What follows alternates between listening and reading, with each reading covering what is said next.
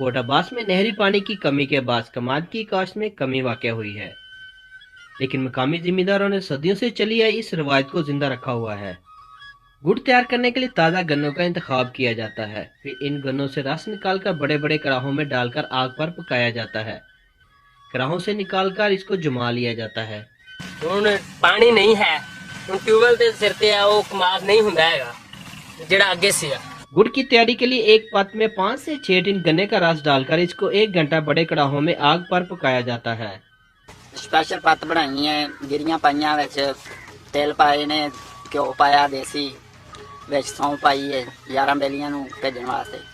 देसी घी और मुख्तलिफ किस्म के मेवाजात से तैयार हाकड़ा का गुड़, जिसको देसी चॉकलेट भी कहा जाता है।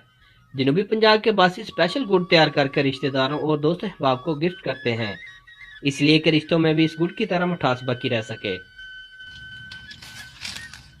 गन्ने के ताज़ा रस से तैयार गुड़, जिसे देसी मिठाई का नाम भी दिया जाता है, जो कि बच्चों और बड़ों में मकबूल है।